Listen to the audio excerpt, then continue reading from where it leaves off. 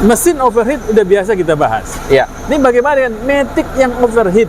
Biasanya di angka 120 derajatan lebih. 30? Iya, di Sobat atas TPD 30 juta. Jangan main-main dengan mobil CVT ternyata. Iya, lumayan itu. Lumayan bro, 40 juta bisa beli NMAX satu ya. Nah.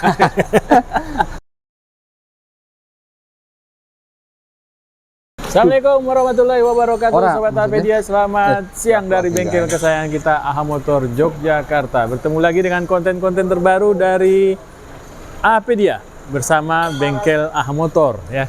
Kali ini kita bersama Mas Hari dan kawan-kawan lagi sibuk nih ya di hari Sabtu. Banyak kendaraan di sini, udah all brand ya. Ada Toyota, ada Suzuki, Nissan pasti. Ya, terus di sana itu ada Toyota lagi. Ada apa lagi ya? Oh, ada Suzuki kelihatannya. Baik, Sobat Apedia, apa yang mau kita bagi di hari-hari ini tentang otomotif ya? Menambah pengetahuan kita, terutama kendaraan-kendaraan yang saat ini sedang banyak diminati, yaitu Matic ya. Karena banyak pengendara yang sudah mulai mungkin ya, khususnya di daerah perkotaan, merasa lelah ya dengan kendaraan manualnya. Karena memang agak macet ya. Baik, nah apa yang mau kita dalami bersama siapa ini? Oh ya, ada Mas Haji ya. Apa yang mau kita dalami dengan Mas Haji tentang mobil Matic? Assalamualaikum warahmatullahi wabarakatuh, Mas Haji. Waalaikumsalam warahmatullahi wabarakatuh. Gimana Pak Topik? Alhamdulillah. Ini kita kembali lagi dengan konten terbaru Mas Haji ya. Iya Pak. Setelah sekian lama. Sekian lama Pak. Iya. 2 minggu ya. Itu ya 2 minggu lebih ya. Iya Pak. Baik. Ini bintang iklan kita belum muncul juga nih. Iya, sibuk Pak. Sibuk ya? Iya, jadi saya pemeran pengganti aja. Pemeran pengganti. Tapi ilmunya banyak Sobat Apedia ya. Iya. Sedikit-sedikit. Sedikit demi sedikit ya. Iya. Baik Mas Haji, ini ada pertanyaan Mas Haji. Ini Iya, Pak. kita kemarin beberapa kali konten kita tentang apa namanya mesin ya. Mesin, Ya, betul? mesin dan apa radiator ya, efek radiator ke dalam blok gitu ya. Betul. Sampai harus ganti blok ya.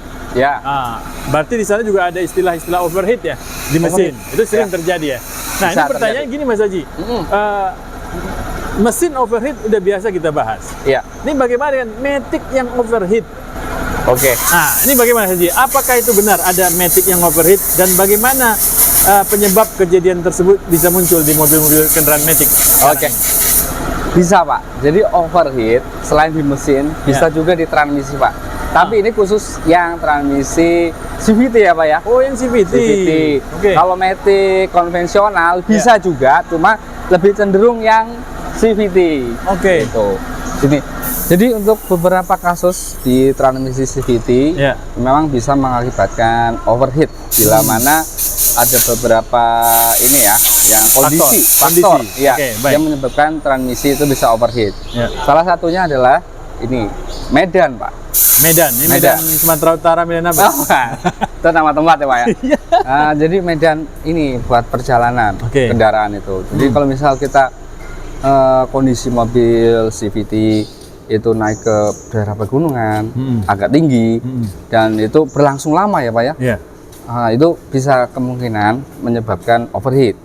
Ya. Perjalanan ke puncak berarti ya? Betul Pak. Oke. Tambah lagi misal macet ya Pak.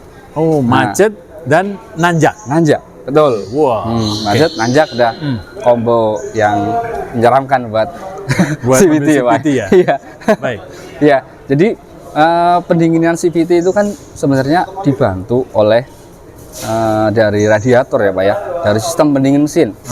Jadi di CVT sendiri pendinginannya dibantu oleh radiator yang mana coolant tersebut nyambung ke bagian cooler CVT. Cooler CVT. Iya, Oke. iya. Jadi apabila ada masalah di bagian radiator di sistem pendinginan mesin, itu juga berpengaruh ke transmisi CVT Pak. Panasnya bisa naik gitu. Nah, itu gejalanya apa? Ya. Gejalanya nanti saat buat tanjak ataupun apa itu tadi macet-macetan, itu kadang mobil mengalami selip atau kurang responsif. Wah. Iya, itu diakibatkan karena oleh CVT yang sudah overheat, yang panasnya udah melebihi batas standar ya. Nah, itu bisa mengakibatkan mobil menjadi lemot. Itu kalau sudah seperti itu, kita sarankan untuk minggir dulu dari tempat yang aman, istirahatkan dulu sampai kondisi suhu mesin ataupun suhu transmisi itu sudah turun ya. Oke. Gitu Pak. Baik, Mas Haji, ini kan ada dua kondisi nih yang Mas Haji sebutkan. Yang pertama medan, yang kedua adalah kondisi dari radiator atau sistem pendingin kendaraan tersebut. Kendaraan, Ya. betul. Nah, bagaimana bisa membedakan apabila kita sedang melalui medan-medan yang curam, nanjak yang ekstrim dan macet gitu ya? Bagaimana bisa membedakan ini disebabkan oleh kondisi medan atau kondisi memang radiator kita atau mesin motor fan-nya itu bermasalah? Sehingga mempengaruhi dari oli transmisi matic itu tersebut. Oke, jadi untuk membedakannya itu sebenarnya cukup mudah ya Pak ya. Jika ada masalah di sistem mesin, sistem pendinginan mesin, terutama di radiator, biasanya diikuti dengan naiknya suhu ini ya, temperatur mesin. Jadi kalau misal sampai ada indikator overheat nyala di dashboard, nah itu kemungkinan ada masalah di sistem pendinginan mesin. Tapi bila mana tidak ada dan kondisi kipas radiator pun berputar normal, nah, itu ada kemungkinan di bagian transmisi CVT-nya mengalami overheat. Nah, betul. Jadi nanti gejalanya itu tadi dia rasa lemot, dan nanti kalau buat nanjak dia pasti akan nggak seperti normalnya, gitu Pak. Baik, kadang Mas Haji kita melalui medan-medan yang berbukit ini temperatur kan naik sedikit ya. Betul. Nah, apakah dengan kondisi naik tersebut itu sudah mempengaruhi transmisi matic kita? Ya, sebenarnya untuk kenaikan suhu pada mesin dan sistem pendingin pada mesin itu sebenarnya juga mempengaruhi kayak ini suhu transmisinya secara otomatis. Soalnya dia memakai satu pendinginan yang sama. Iya, jalurnya sama. Iya. Hanya dia memakai cooler sendiri ya Pak ya. Tapi dibantu pendinginan oleh kipas radiator. Gitu. Berarti pengaruh dari mesin yang naik temperaturnya ditambah tanjakan, itu makin mempercepat kondisi mesin jadi overheat transmisinya, betul. Terus ada juga kadang ini Pak, dalam perjalanan jauh di kecepatan tinggi, nah itu juga bisa mengalami overheat. Cuma memang kadang kita nggak bisa lihat karena soalnya nggak ada indikator itu Pak. Di dashboard tuh nggak ada indikator. Kalau indikator temperatur mesin ada ya? Ada, betul. Temperatur matic CVT nggak ada? Nggak ada Pak. Tapi bisa dicek? Bisa dicek, sebenarnya itu bisa dicek kalau misal kita lagi ke bengkel ataupun pakai pemasangan ini Pak, pemasangan takometer, tapi bukan takometer ya Pak ya, tapi tambahan deteksi suhu transmisi, oli transmisi itu. Tapi itu efektif nggak sih? Sebenarnya cukup efektif itu Pak. Cukup efektif? Iya. Efektifnya karena kita bisa memantau suhu real time-nya dari ini ya, oli transmisi ya. Jadi kalau misal sudah mencapai angka tinggi tersebut, nah otomatis kita nggak ngoyo. Iya, nggak ngoyo lah. Dikurangi kendara, betul. Ada juga ini ya yang pakai cooler tambahan, dia diameternya lebih besar, penampangnya lebih besar agar lebih mempercepat pendinginan oli transmisi. Gitu, iya, saya tahu nih. Jadi ada penambahan cooler ya di luar ya? Betul. Penambahan cooler di luar, yang mana dia mirip seperti radiator tapi kecil ya Pak ya. Paham. Yang kecil ya, lebih kecil ya? Lebih kecil lagi. Ada yang ditambah kipas juga itu ya? Betul. Jadi sebenarnya fungsinya adalah untuk mencegah transmisi mengalami overheat. Itu. Baik. Nah, ini Mas Haji, kalau tadi kan kita bahas tentang penyebab yang disebabkan oleh kondisi medan. Nah, yang kedua itu kan disebabkan oleh kebiasaan kita berlari dengan kecepatan tinggi. Nah, CVT ini kan dia tidak seperti AT ya. Di mana kita bisa overdrive ya.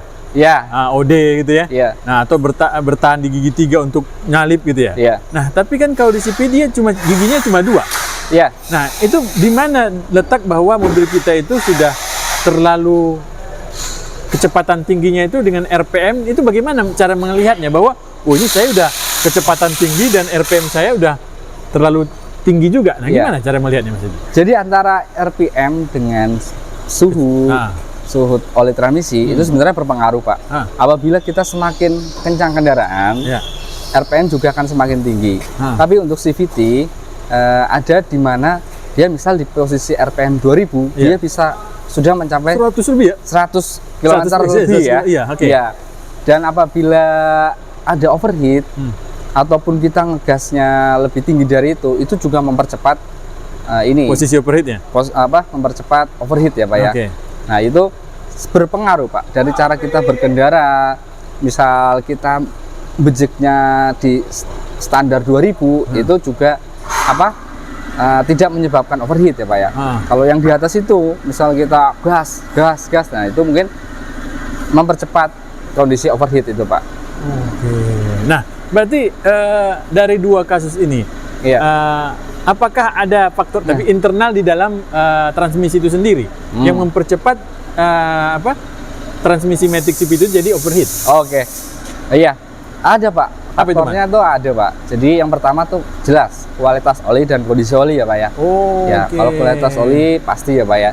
Jadi untuk oli transmisi memang harus dilakukan penggantian secara berkala. Macam-macam itu ada ininya ya Pak ya. Berdasarkan pedoman itu ada berapa tahun sekali atau berapa kilometer sekali. Biasanya ya ada yang 20.000 km, ada yang sistemnya menggunakan poin. Nah itu nanti kita kembalikan kepada merek kendaraan masing-masing ya. Betul. Terus yang kedua adalah kuantitas olinya. Jangan sampai oli transmisinya itu dia kondisinya low Pak. Kondisi oli transmisi yang low atau kurang itu mengakibatkan transmisi lebih cepat mengalami kenaikan suhu ya Pak ya. Ya sebenarnya sama seperti mesin dengan kondisi oli mesin yang low itu juga lebih cepat panas, betul. Terus yang ketiga adalah faktor sistem pendingin mesin. Karena sistem pendingin mesin ini kinerjanya sama dengan radiator, bersatu dengan sistem pendingin mesin transmisi ya. Di bagian sistem pendingin transmisi.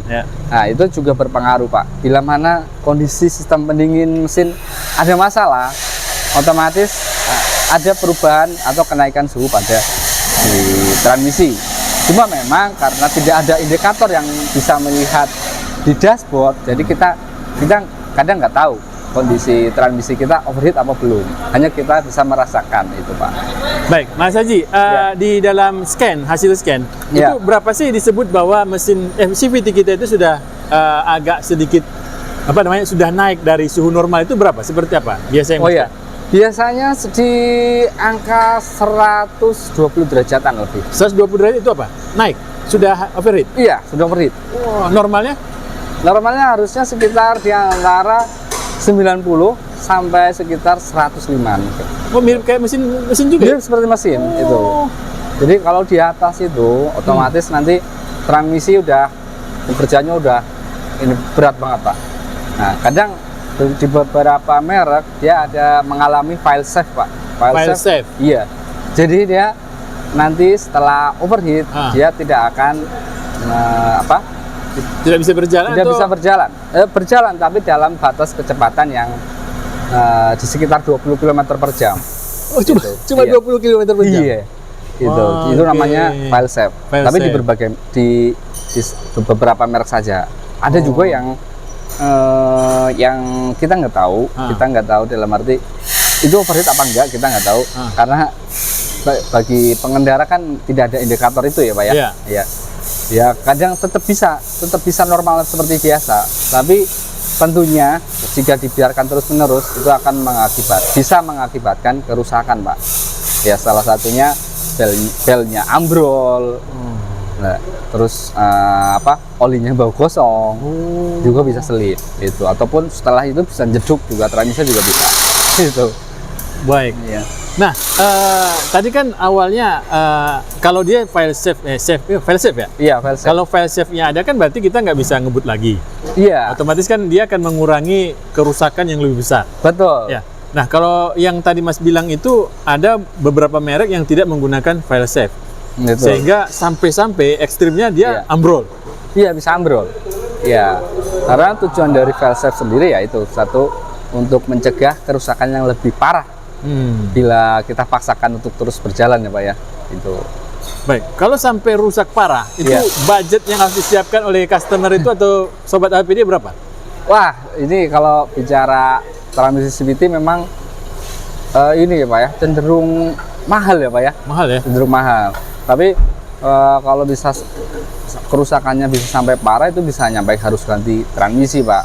Ya, tapi kalau misal apa ya yang ringan-ringan bisa dari solenoidnya, step motor atau apa? Atau dari kampasnya saja atau sealnya itu bisa Pak. Ya, tapi yang paling parah memang harus ganti satu set. Wah, berapa juta itu? Ya, berapa juta? Waduh, macam-macam Pak. Yang jelas kalau itu bisa di atas 30 Pak. Oh, 30? Iya, Sobat di atas DPD 30 juta. Jangan main-main dengan mobil CVT ternyata. Iya, betul Pak. Jadi kalau kita sudah punya kendaraan CVT, dipikirkan dua hal. Medan yang dilalui dan cara berkendara. Cara berkendara. Ya, karena harga untuk penggantian kalau sudah terjadi kerusakan parah 40 juta. Iya. Iya, Pak. Baik, Mas Haji, apa tips untuk Sobat Topedia nih untuk dua kasus yang menyebabkan CVT overheat dan satu lagi tadi masalah masalah teknis ya di dalam CVT sendiri. Ya, untuk teman-teman pengguna transmisi CVT ya Pak. Ya. Terutama pengguna transmisi CVT bila mana kendaraan tersebut digunakan di medan yang curam, ada kalanya kita perlu istirahat untuk mendinginkan dari mesin ataupun transmisinya.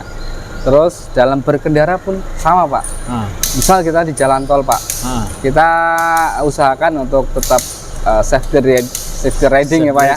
Safety ya dengan dengan membatasi kecepatan. Iya betul. Terus kita juga memantau indikator di dashboard Pak.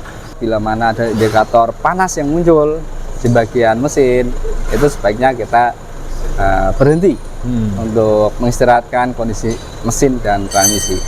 Terus ada tipsnya juga, mungkin bagi teman-teman bisa memasang tambahan ini ya Pak ya, panel ya, untuk melihat suhu transmisi. Ya itu sebenarnya tambahan aja ya Pak ya, ataupun dengan merubah ini bagian cooler pendinginnya biar lebih besar, karena memang untuk medan di Indonesia ini lebih cenderung ini ya Pak ya, lebih cenderung ekstrim dibanding tidak sama dengan yang mungkin dari penciptanya di Jepang gitu ya. Di Jepang itu Pak. Baik, Mas Haji, ini pertanyaan terakhir Mas Haji. Seberapa cepat kasus ambrolnya CVT dan yang tidak diketahui oleh pengguna bahwa CVT-nya itu sudah overheat? Cepat atau lambat? Oh, ini kondisi kencang terus sih. Tapi karena tidak ada file save-nya, dia terus injak aja gitu. Oh ya, sebenarnya kalau kerusakan seperti itu sebenarnya bertahap ya Pak ya. Oh bertahap. Iya bertahap. Bisa dimulai dari aus di bagian bel. Dia kan menggunakan steel bel ya Pak ya. Sabuk baja. Biasanya di situ udah mulai aus Pak. Aus karena pemakaian dan karena bisa suhu tinggi Pak. Nah semakin sering cara berkendaranya kurang bagus, itu semakin mengikis dari bel itu sendiri. Berarti tidak kejadian dalam satu kali kejadian ya? Enggak. Ya. Oh, yang berulang-ulang berarti? Berulang, betul Pak. Sobat Topedia. Ini berarti kebiasaan ya? Betul. Kebiasaan kita berkendara, kalau di jalan tol tadi yang kecepatannya tinggi terus, sekali dua kali oke mungkin ya, masih aman itu ya? Masih aman. Oke. Tapi kalau memang gaya berkendara seperti itu, ya itu perlu berhati-hati. Ganti mobil? Ya. Ya, kalau ada budgetnya. Iya ya. Pakai mobil listrik aja lah ya. Ya. Mulai diganjarkan sekarang, Pak. Iya. Baik, terima kasih Mas Haji, informasinya yang sangat bermanfaat untuk kita semua pengguna mobil-mobil CVT terutama ya. Karena saat ini kan mobil matic itu lebih disukai ya. Iya. Karena lebih praktis ya. Betul. Tidak perlu lagi kita harus ganti-ganti gigi, tinggal injak santai. Tapi kalau cara berkendara kita tidak baik, ternyata itu akan menguras kantong kita sendiri. Nah, betul Pak. Baik. Lumayan itu. Lumayan bro, 40 juta bisa beli NMAX satu ya. Oke Pak, mungkin itu saja yang bisa disampaikan. Kurang lebihnya saya mohon maaf. Bila ada pertanyaan bisa kita tanya di komentar ya Pak ya. Untuk bisa konten berikutnya. Oke, terima kasih Pak. Assalamualaikum warahmatullahi wabarakatuh. Waalaikumsalam warahmatullahi wabarakatuh.